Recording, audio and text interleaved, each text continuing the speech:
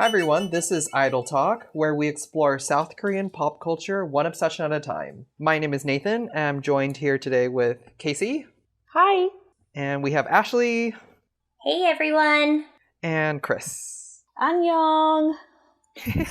So don't forget to follow us on Instagram and Twitter at Idol Talk Pod. And if you have any feedback for us, if you have any questions that you want us to answer, please email us at idoltalkpod@gmail.com. So thanks for tuning in to our second installment. And given, we're pretty new, we thought that it'd be cool to just get a sense of who we are as people.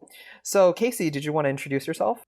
Yeah, so I'm Casey. I live in Dallas, Texas. I work for Hilton Corporate as a professional office drone. And my introduction to K-pop, besides Psy's Gangnam Style, was... No. He started it all, Nathan. You have to respect an OG. Fine. It's college memories. Yes, definitely. My resurgence and my interest in K-pop started with BTS. I saw a picture of Kim Namjoon, or RM, on my Twitter feed, and I said, "Ooh, who dat?" And thus the downward spiral began. Yeah, awesome.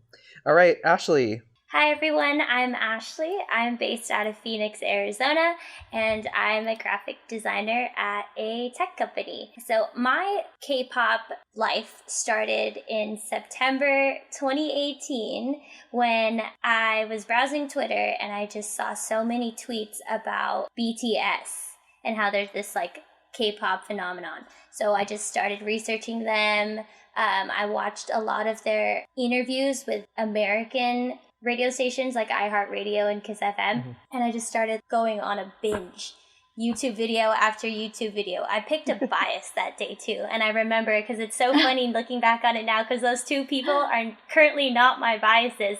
But my first two biases were Jimin and Jin. Wow. I know. Wow. So it's changed. I mean, I knew about Jin. My bias now is my child, my baby love, Jungkook. Oh, God. But I just can't believe that I loved Jimin at one point.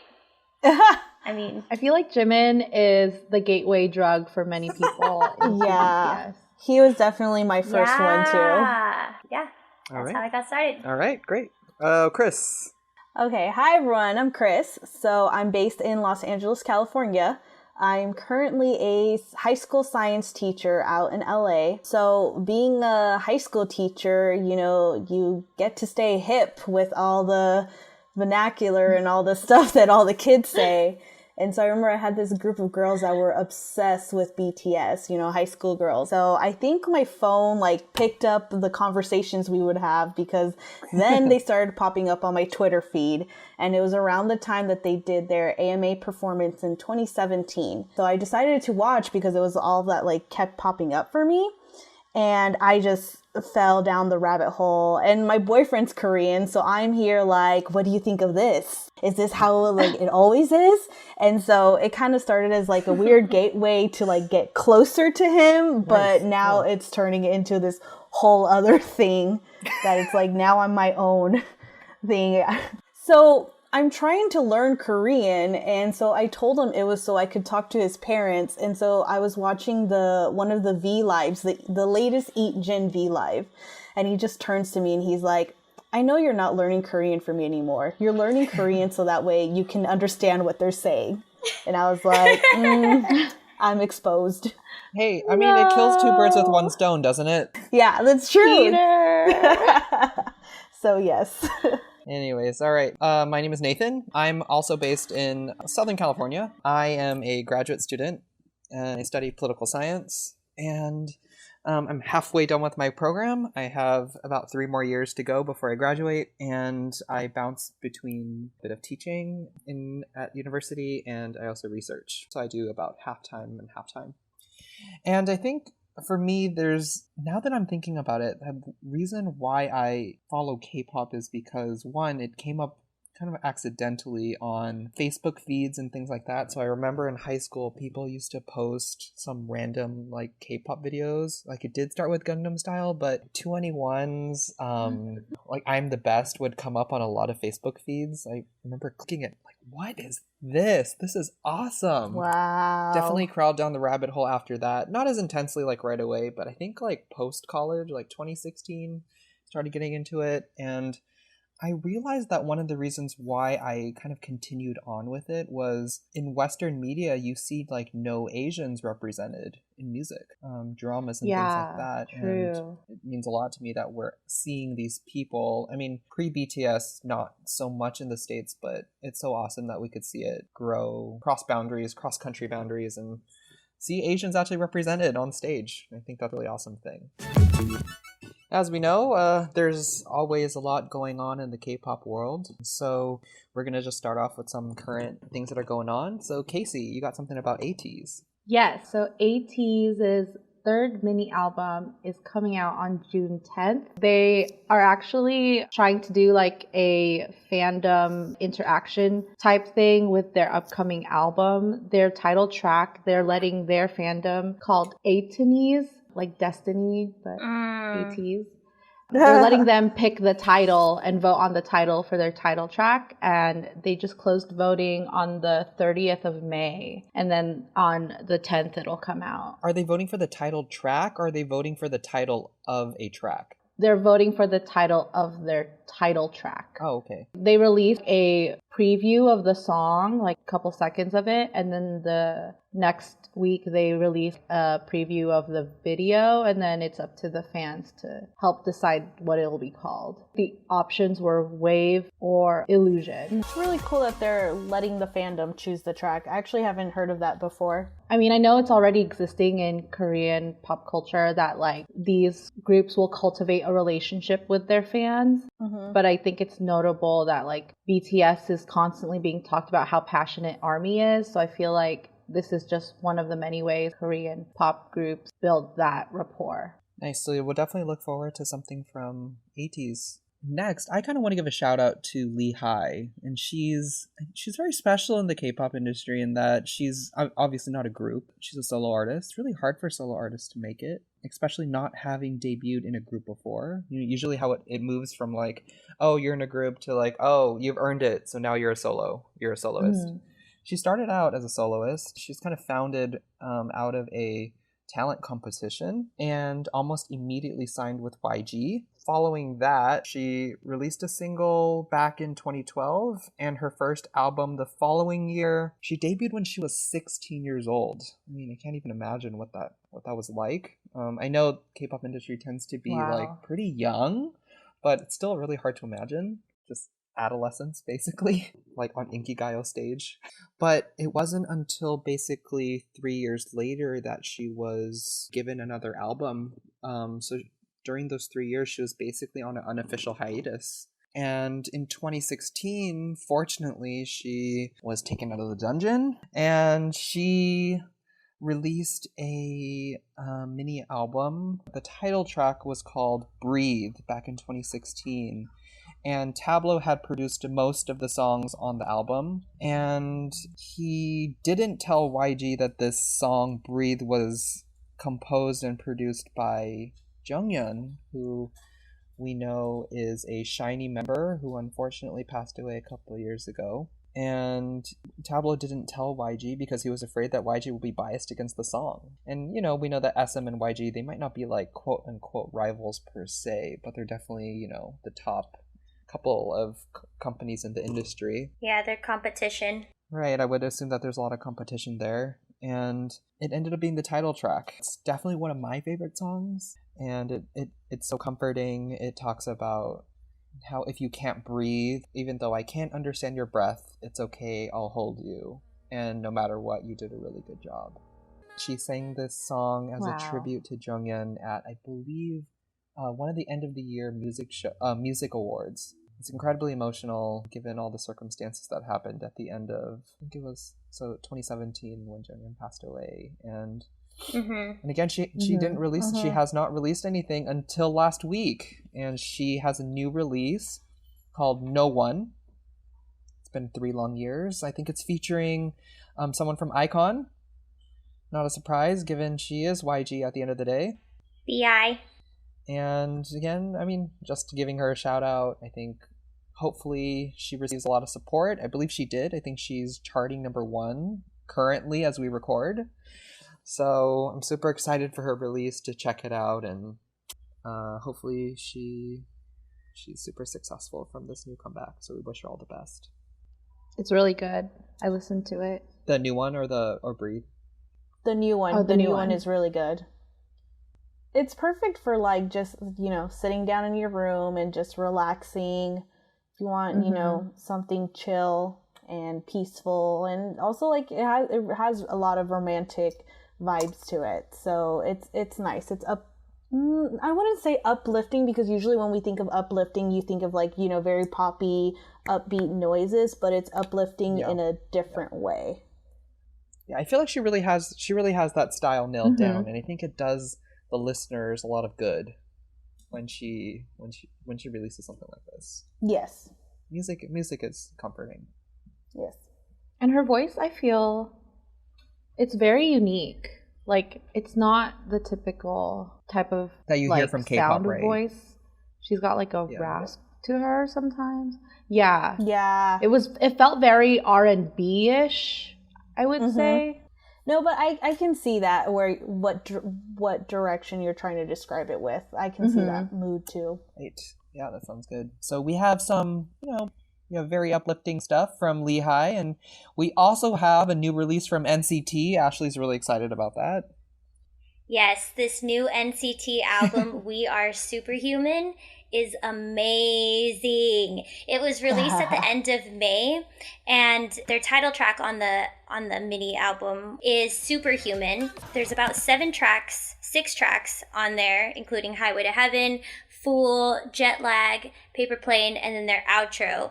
And honestly, all of the songs are amazing. There is not a single bad song. What got me into this group really is the song Highway to Heaven. I heard that song before I heard their title track, Superhuman.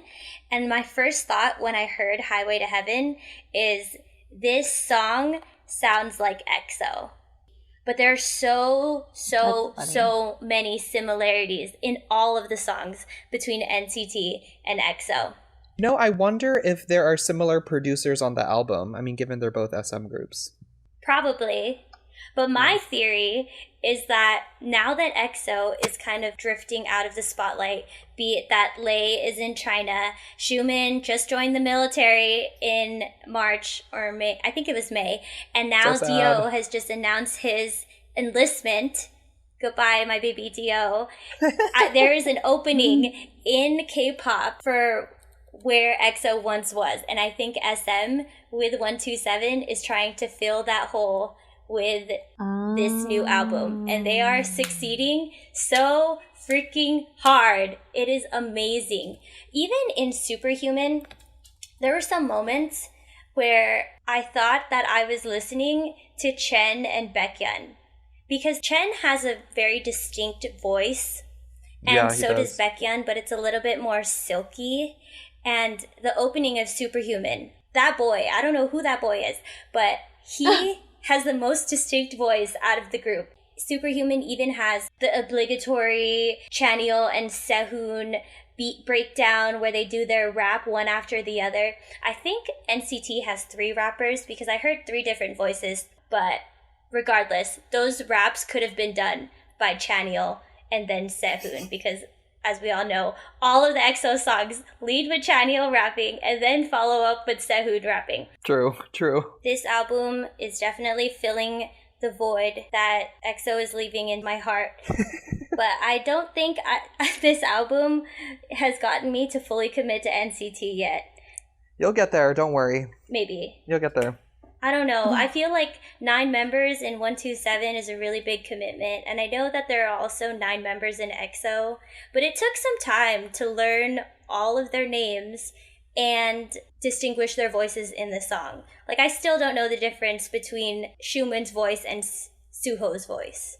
They sound exactly the same. I mean, speaking of EXO, I wish that we got one more comeback before they started going to the military. I feel like it kind of sprung up on all of us. I know. Mhm. I know. It breaks my heart so much that Dio's military enlistment was so sudden. And I feel so sad for him because the way that the news broke was that, like, the media outlets somehow found out about it and then it spread throughout the tabloids. And then Dio went on their fan cafe, wrote a handwritten note, and like took a picture of the note and uploaded it into their fan cafe. And it said something along the lines of like, "Hi XOLs, I wanted to be the first one to tell you I'm sorry that you heard the news this way, but yes, I am going to the military. Like, thank you for everything." But it was so sad and sudden. Yeah, I mean, it's sad, but that's a part of Korean culture. They're still at war. Yeah. It makes sense now thinking back on EXO's last couple months because they all started releasing solo YouTube channels. Chen just released his solo YouTube channel. They've all had their personal Instagrams. Baekhyun started doing this like vlog series where he just records himself traveling or like setting up his hotel room before he goes to the CBX concert. Like, he's starting a vlog is what I'm trying to say. And they all are doing their own solo projects. And I think Dio, he's only 93 lines, so he's technically not scheduled to go to the military until like 2021. So I think the reason why he suddenly wants to go to the military is because he's just making room for the other members to have their solo projects. Because technically he's like the fourth oldest one. Yeah, I think he's somewhere in the middle. Yeah. Yeah, Chanyeol already has his solo projects. He's doing his music stuff. I don't know what Suho's doing, traveling and just like going to different fashion shows. But like most members have solo projects. And so I think he's just like getting out of the way and letting the other members shine. My other theory is that he is training. He's mostly an actor, but my theory is that he's joining the military to train for an upcoming role. Well, there's nothing better than first-hand experience. Exactly. I'm going to go with the latter. Going back to what you originally said, yes, I wish they did a full comeback before Jimin and now Dio left for the military. They have Exoplanet 5 coming out in June, and I was looking it up before the podcast, and they're going on like 6 different shows all over Korea. All without Lay. Oh, I don't know how they're going to do it. Dio. Isn't that some sad news? Well, we'll definitely stay tuned for, the solo projects, and let's see what they do with the concert. We can only wait. The meat of the podcast, we wanted to kind of recap the great opportunity we had to see BTS at the Rose Bowl. All 4 of us went with some of our other friends on Saturday, May 4th. It was an awesome show, to say the least. It was a pretty hot day. Surprisingly, it was really good weather. But it started a lot earlier than we thought. We had plans to get to Rose Bowl and then leave to go to lunch. No. That didn't really happen. We ended up staying there for the entire day. We were naive. Which was attributed mainly to kind of like the pre-show festival and fan experience. Well, what did you guys think of the pre-show kind of stuff? The fan experience, I felt like we didn't fathom just how much would be there. I felt like we came into it pretty cut and dry.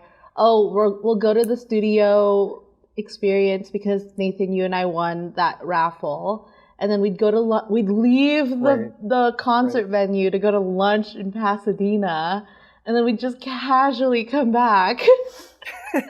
We're such idiots. So dumb. I had no idea that the fan experience was even happening. There was a section on on the website for the Rose Bowl and also on our little voucher emails about the studio picture. It called it the fan experience, but I honestly thought at most it would the little studio booths and then a big backdrop picture of BTS Love Yourself promo photo set people take pictures in front of. I thought at the max that would be the extent of it. But no, it was like a little mini wannabe Coachella. Yeah. It was. I do not expect all those food trucks. Yeah, we stood in line for that food truck for like an hour. Is it like an hour and a half, Ashley? Yeah. Can't remember. For like a chicken teriyaki bowl. When I lived in LA, I was doing events where I booked food trucks, and our rule of thumb was like every 100 people, you book one food truck. And there are definitely 50,000 people at this fan event, and the lack of food that they had at this event was terrible. I mean, we waited an hour and a half for $12 teriyaki bowls, and they ran out of water, so we didn't even have anything to drink. We had to buy $8 lemonade. I know, and it was too I felt sweet. like they were really not prepared for the amount of people that were going to go to the fan experience. The magnitude. They didn't even have enough trash cans everywhere, like in enough space for it to be a reasonable walk. We had to all wait for the park water fountain.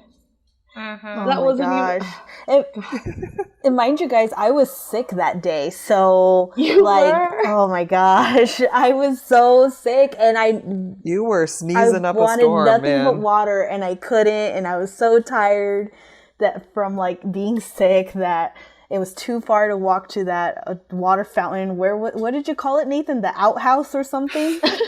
It was the outhouse. Gabe and I found the outhouse. So yeah. It actually came down to a certain point while we were waiting in line for the chicken teriyaki bowl. Gabe and I took turns getting free samples of kombucha at one of the vendors. And they weren't even selling kombucha. They just had samples. So while Chris and I were dying in the merch line, you and Gabe were just happily sampling kombucha. Well, like, they were literally like shot cups of kombucha. So We had very different fan experiences. we were standing in different lines. So what? Yeah. I was gonna say, how long did we stand in that line, Casey? Like 3 God. hours? Dude, I've repressed the memory. It's so traumatic. There were a good couple thousand people. And then you guys didn't end up getting the merch. Nope. And they didn't No. communicate. They closed it right when you guys were. Yeah, because they wanted people to start like going inside the Rose Bowl because the concert was going to start in an hour. But they didn't communicate clearly on like the Rose Bowl map and website that there would be a merch stand with actual merch inside the Rose Bowl. It seemed like it was just going to be army bombs. Although I do gotta say that I like that they gave that little handout of like, you know, of the merch where you could mark what you wanted. It seems like a good idea. It seemed like it would be good for, you know, if I was the one selling the merch, okay, here's everything you want, let me go grab it. But as far as the lines Everything to even else? get anything, no. Oh, well, we were super excited to go in. What were your guys' favorite parts of the concert? What did you guys think of the solo stages? I loved J-Hope's solo stage, and mind you, my bias is not J-Hope. The most precious moment for me was when, you know, we were all chanting J-Hope, J-Hope, and like you just see his face like lit up. He was glowing, absolutely glowing. Yeah. Chris, I know that moment you're talking about. Yeah, he's like, yeah. I think about it every night. It's like that moment made my heart so happy for him. I do think about it every night. I love J-Hope and I hope he's happy. I don't ever think about J-Hope just like as a fan. I only watch Jungkook videos, but watching J-Hope. Oh my goodness. Watching J-Hope.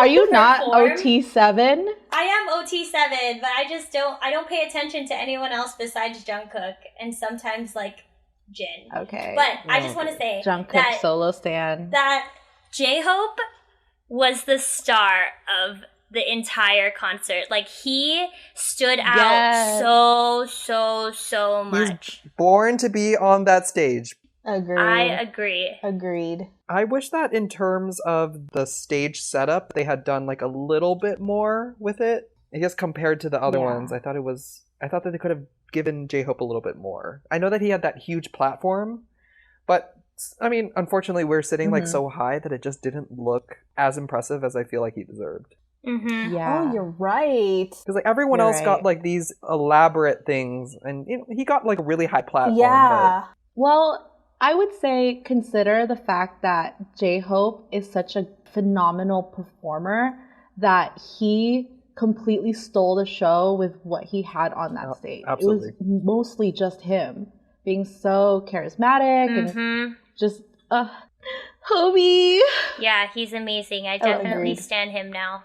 5 stars for J-Hope. 5 stars. Mm-hmm. What did we think of Flying Jungkook? It was J-Hope featuring BTS. Flying Jungkook. Oh my gosh, I was not ready for that. Yeah, it was a lot. I think, Casey, I grabbed onto you. You did. I grabbed back because I was like, what's going on? When I saw him get strapped up to that drone pulley thing, I just thought that he must be having so much fun doing that. Because out of all of the members, he's not afraid. He's not afraid of heights. Mm-hmm. Whenever I think of him flying, I always think back to that Run BTS episode where they went bungee jumping. And Jungkook, right after he did the bungee jump, he was like, "Can I do it again?" While everyone else was like laying on the ground, crying, begging not to do it, Jungkook was like, "Let me go again." He looked really good too. Oh, yeah. Yeah, he did. Okay, what about Jimin? Jimin and his tattoo exposure. Tattoo poster. We got confirmation, okay, guys? We did. Wait, so is it real or not? It's real. It's huge. Jimin is a whole mood. Thought. That shirt only had 2 buttons buttoned. Yeah. Why, sir? What's the point of wearing a shirt? A part of me was like, okay, Jimin, you want to steal the show. You want to get all those girls because, you know, you see Jungkook getting all the attention. But, oh my gosh, he actually got me for a minute there. He played all of us. He did. That shirt was up higher than an ab shot that Jungkook does. I think he low-key was jealous. He was mostly shirtless. Because the way that his dancing is, he'd be like upside down. His moves were intentional to like make sure his shirt was not on his body. I really liked the bubble. Or was it that weird bubble thing that he was in? Yeah, that was cute. Yeah, I agree. That was really cute. It looked very aesthetically pleasing. I just know that Jimin, he loves attention. And I think that's why he does what he does. The way he dances, the way he chuckles ever so softly and like gives ARMY that cute little smile. He fucking knows how to tick ARMY off. And it works every single time. And then after the performance, you just gotta remind yourself, like, he does that for himself. He doesn't do it for you. All right. Any other of the solo Jimin stages loves himself. that took y'all away? Yes, I want to talk about Yoongi. Go for it. Yoongi. There's something about him that is just so extraordinary. And I think what it is, it's the sound and pitch of his voice. Trivia, Seesaw is my favorite song of all the BTS discography. Wow. Seesaw is my favorite, even though I'm a Jungkook stan, whatever, let's get over it. And the sound of his voice is just so soothing and like comforting. Yes. And it's not soft, but I think it's just soothing. I love it so much. And he worked really hard on that stage. He did. I love his little, like, his sensual faces that he gives. You know, the, like, little, like, lick of the lips, or, like, when he looks into the camera. Like, oh my gosh, that just kills me. I cried. You're probably not the only one. Did. I cried, and it wasn't... Oh, I cried at J-Hope. It wasn't even like, I was just watching in like amazement. Like, I think I was like frozen, and I just feel like this tear coming out of my eye. Aww. And because it was amazing. Like, he did such a good job. I remember even hearing the first time singing, like I noticed him singing in Best of Me, and his voice like sounds so good when he sings. He's already, you know, amazing at rapping. Mm-hmm. But exactly what you were saying, Ashley, like his pitch is perfect where it's like soothing. And I think so. I think we were talking a little bit about it at the end of the concert. I think that like Suga had the most fans there. I think people were the loudest when he would introduce himself. I don't know. What did you guys think? I didn't notice that at all. But I also wasn't paying attention to Yoongi. I didn't notice. Exactly. I wasn't paying attention. I was screaming. I was tunnel vision on Jungkook. Please get your rose-covered glasses off. Yeah, I think they all stood out in their own individual way. I mean, I really thought, no shade to RM because he's my man and I am loyal forever and I love him. I was whelmed by him. Like, Yes. he performed to my expectations. Yes. And I really thought that I would be a mess at his solo stage. Surprisingly, I fell apart during J-Hope's. Like, I was full on weeping. Mhm. Like, I had to hold myself before I fell apart. I Yeah. think it's the live stage presence. No, I can't get J-Hope out of my head. When you listen to Trivia Love in the car, He's got it the beat all. hits hard. Especially that end part where he's like, yeah, yeah, yeah. Like, that part goes so hard in Yeah. the car. But for Da-da, some da. reason at the concert, it didn't hit as hard as it does in the car. I don't know Yeah. why. I was really waiting for it to go ham, and it didn't. Yeah, so aside from the solo stages, so if you were to pick, like, favorite performance of the night, what would you guys say? That's hard. I expected, honestly, my favorite performance to be Dionysus. How do you say it? The opening song, right? Dionysus? I can't say it. Dionysus. Dionysus. I expected Dionysus to be my favorite performance because it is my favorite currently of the YouTube videos I've watched. But I think the performance being during the day still took a lot away from the overall spell that the performance is supposed to. It did feel a little weird that the sun was out during that song. Yeah. It did. Yeah. Yes. I feel like it would have hit harder like if it were like after night fell, because then we'd get like the full effect and we would be able to see things clearly because of the spotlights and everything. Yeah. But my favorite performance was definitely, obviously, J-Hope's, Yes. because I stan him now. And then my second favorite was V's Singularity, starting on Yes! Yes! Just fuck me up. Me in Singularity was too much for my body to handle. That moment It where was too much. where he's laying on the bed and then he suddenly opens his eyes and looks at the camera, I was shook. Like, attacked. Yes. Weren't you offended? Weren't you Yes. like, sir, we're Exactly. in public? I recorded the entire Singularity performance and I have commentary in that video, and the entire time I'm like, excuse me, Taehyung, like, not Taehyung, Taehyung, what are you doing right now? Like, why are you hurting me in this way? His performance was rude, it was offensive, and It was rude. Mm-hmm. Not safe for work. it was too much, and it solidified him as my bias wrecker. I go back and forth between bias I like wreckers, him, but yeah. after that performance, V really worked it, and now he is the number 2 spot. He's really good at like the subtleties. Yes, especially in Boy With Love when he is just about to turn away from the camera at the beginning of the song and he hits that little smile. I cry Mm-hmm. every time.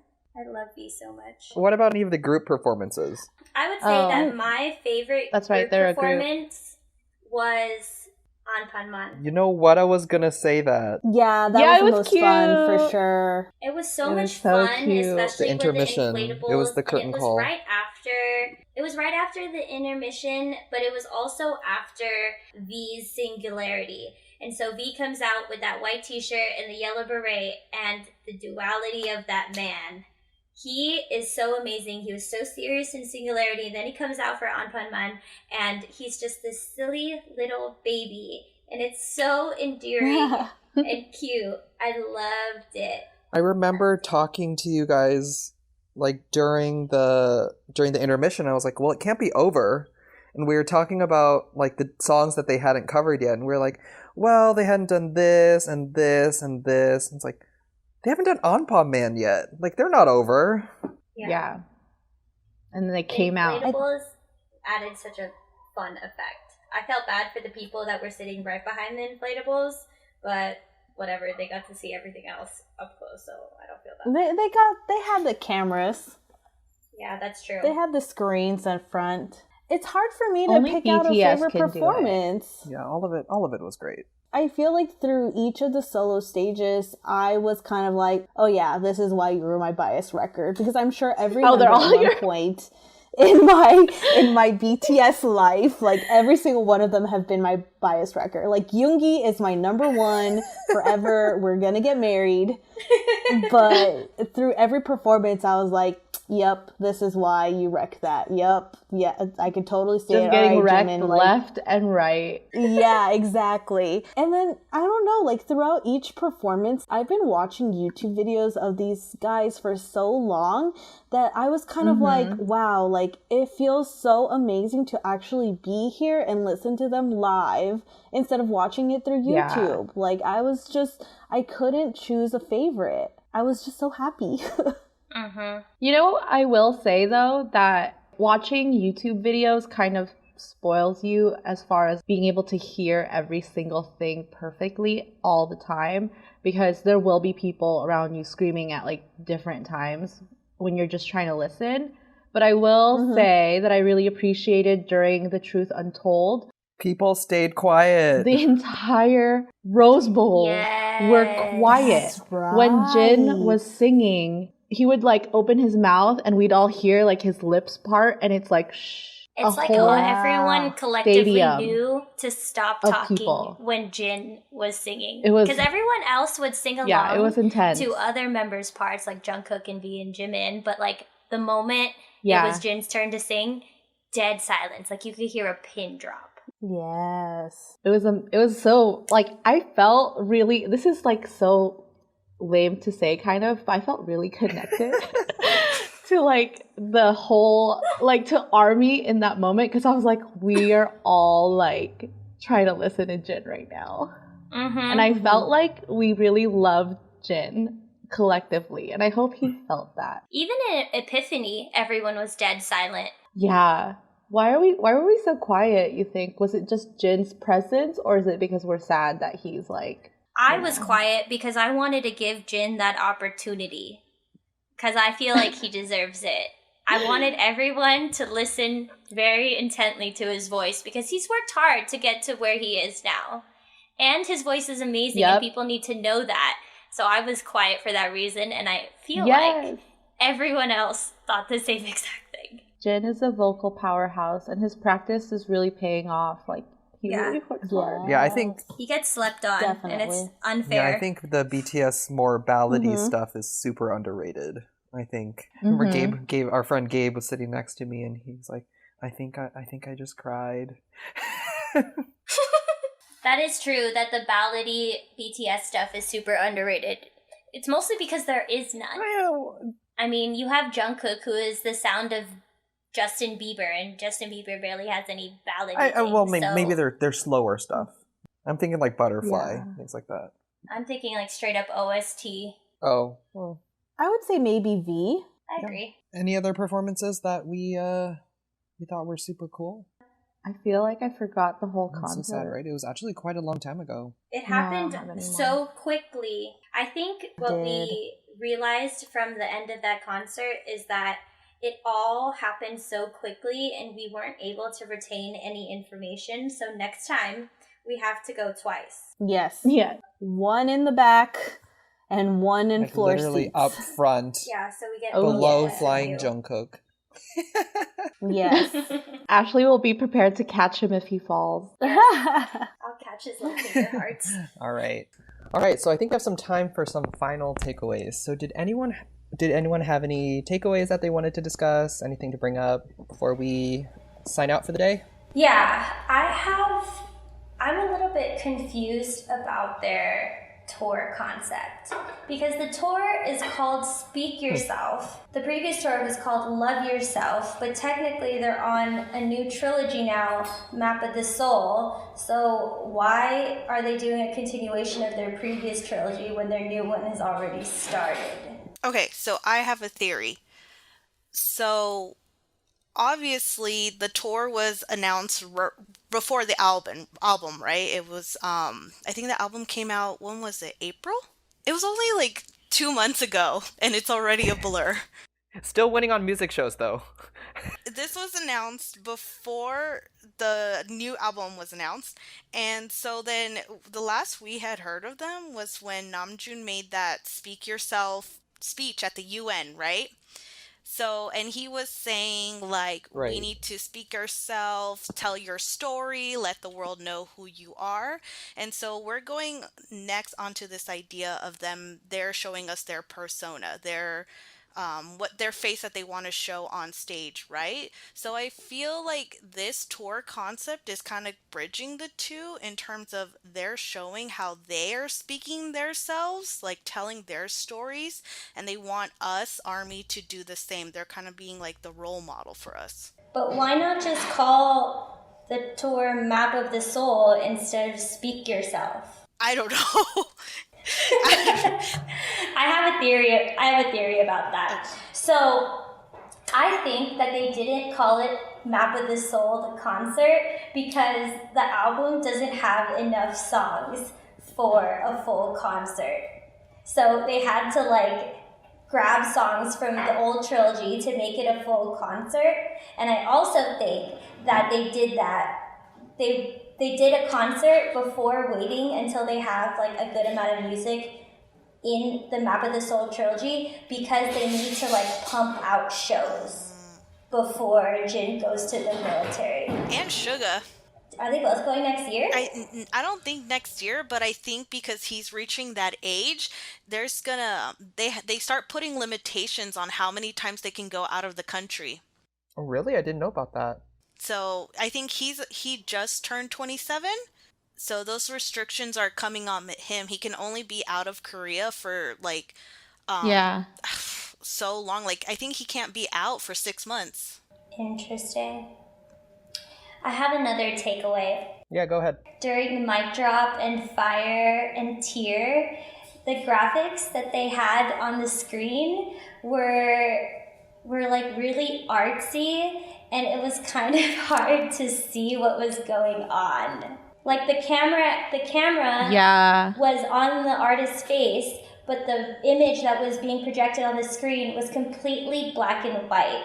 And it was like contrasty where the blacks were coming out a lot bolder, and it was just like straight black and white. There wasn't any gray, so you can't see any small details. Mm-hmm. But it was really terrible. It was kind of sad too, because like I feel like they were hyping up their Dior outfits for Mic Drop, and we couldn't even see it. Yeah, and then we got a black and white version of it. We couldn't see it. And we barely got to see them. Exactly, yeah. I didn't even really get the full view of all of their outfits until there were like high quality photos posted online. And they also had like those weird flames or like weird graphics in addition to the black and white, like laggy graphics. Every time it hit a beat, there would be like a red flame that came onto the screen. Yeah, it was really good. Okay, amidst all of that, I think the part that I quite enjoyed was, well, I think it could have been better, but the army time at the end, I think it was a gesture. I think that if it could have been maybe like organized a little bit more. I think Ashley, you said like you didn't really know what was going on, right? Yeah, I had no idea that Army Time was actually a fan project. I just thought that like Big Hit created these posters and passed it out to everyone. But I don't really understand like how it's organized. Yeah, I thought that, so we had gotten the pink posters together, and I thought we were talking about it in a group. We're like, oh, this is so cool. And then when the time hit, you were like, what's going on? There are instructions on the back of the banner. In English. Was it in English? Yeah. Yeah, it was like in Korean, and it was like in English as well. It's like fan coordinated projects. I've seen them on Twitter. They're like, there's like one per show that's like approved by Big Hit, and they like propose designs for people on like Twitter to vote on or give feedback on, and they all like collectively agree on like the design and what it'll say and what it'll have. And they'll even like fundraise for it. They'll be like, if we order 20,000, it's $1.73 each person. Or each banner. So Army pays for all those banners? Big Hit doesn't pay for them? From what I've seen on Twitter, no. It's all fan really driven. Down to the funding. So 50,000 banners per show. If there's 10 shows, that's 5 million. No, that's not right. 500,000 posters printed. 500,000 posters printed that ARMY pays for out of pocket. I guess. I don't know. I don't run them. I'm reporting what I've seen. I think in a next segment of some sort, we can interview some people that are like in charge of these things, right? And we'll find out. We'll get back to you. Yeah, I just don't want to speak in definitive terms when I've neither donated nor seen like conception and birth of these fan projects. I just see them like in final stages and stuff, you know. But I know that they are fan, like Twitter especially, like fan driven. What the fans did at the Wembley show, I think, was incredible. Mm-hmm. I wish that we, the US crowd, the LA crowd, could have done something like that for them. Didn't cost any money, right? Like it was just a song. Yeah, exactly. It was free. It was really nice though. I'm wondering how that conversation went with Big Hit. Like, how do they know who to contact and be like, hey, we want to sing to them. Can you project the lyrics on the screen and play this song? Like, get it on the set list. I'm really wondering how that conversation went. Big Hit has like different email addresses that people can use. Oh. So I'm sure either someone emailed or maybe it was like a Big Hit staff that conceived of it and then reached out to like known regional fans that are like really active in that type of stuff. Who knows? I have a theory about why they did ARMY sing instead of doing banners at Wembley. I think they did bandlers too. They did banners and they sang? I think they had banners. Uh-huh. I think they did ARMY sing because they needed to do something a little bit different for the V live stream. Because the V live stream was a paid stream. Oh, it was a paid stream, so you have to pay to watch the live stream for that one. Yeah. Yeah. Okay. So they needed to do a little something different for like all the armies around the world who are watching it live. Like they can't just be showing banners normally. Did they just live stream one show or both shows? I think just one. Just the second one, right? Oh, okay. Yeah. Yeah. And that's the one where they sang Army Time. Yeah. Oh. Mm-hmm. I'm pissed because Jungkook cried at that show, and I feel like being the first show that we went to, or being the first show of the tour, they should have cried at Rose Bowl. Yeah. I think it was nice either way. I think it was great that the fans did that for them. It was so great to see them. Like, it's so great to see them cry because they've achieved the world at this point, and they're still so thankful. Yeah. And I want to bring up this kind of last point. I really appreciated what RM said at the end of the US tour when he talks a little bit about how they don't really know if they've reached the quote unquote American dream, right? But they said, "Dear America, thank you for embracing us and loving us and accepting us. And even if we look different and speak different languages," right? Like, they thank their fans so much. And he says, that music truly transcends language. And I think that, like, as this group past their 6 years, right? So now going on their 7th year continues with this. I mean, we're just looking forward to seeing what they're going to do. And they're showing that, not only can Asians represent in this media, but I think it's just a great thing. And I think I can speak on all of us that we can't wait to see what they have in store. Definitely. Exactly. Agreed. Yes. All right, I think that wraps up. I think we're timed out for the day, so thank you if you made it to this point for joining us. This has been Idol Talk, so don't forget to follow us on Instagram and Twitter at Idol Talk Pod. We'll be back for our next segment, and we hope that you guys will join us then. So until then, we'll see you all next time. Bye-bye. Bye. Bye.